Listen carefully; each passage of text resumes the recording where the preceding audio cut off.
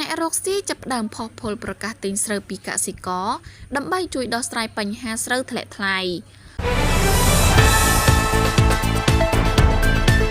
បន្ទាប់ពីកសិករជួបបញ្ហាស្រូវធ្លាក់តម្លៃខ្លាំងដោយសារចរន្តទីផ្សារអន្តរជាតិប៉ុន្មានថ្ងៃចុងក្រោយនេះបណ្ដាក្រុមហ៊ុននិងអ្នករកស៊ីតាមអនឡាញមួយចំនួនបានផុសផុលក្នុងការប្រកាសទិញស្រូវពីកសិករខណៈអ្នកខ្លះបានឲ្យតម្លៃលើសពីទីផ្សារបច្ចុប្បន្នដើម្បីជាការជួយដល់កសិករ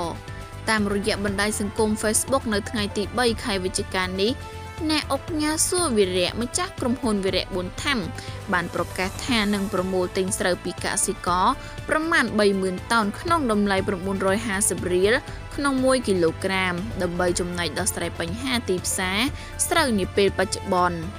ទន្ទឹមគ្នានេះអុកញ៉ានឹមវណ្ណៈប្រធានក្រុមហ៊ុន ACE Group បានប្រកាសប្រមូលទិញស្រូវពីកសិករផងដែរ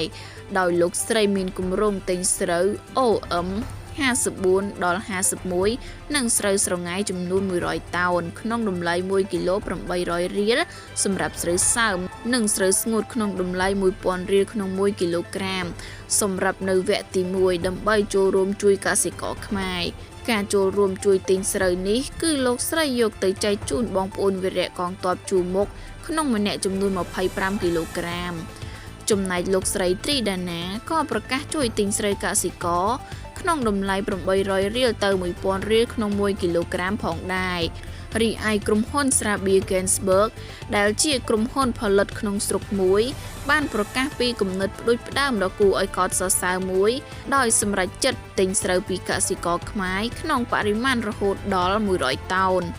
ក្រុមហ៊ុនវឌ្ឍនៈក៏បានប្រកាសជួយកសិករខ្មែរទិញស្រូវចំនួន100តោនក្នុងតម្លៃ 1000 រៀលក្នុង1គីឡូក្រាម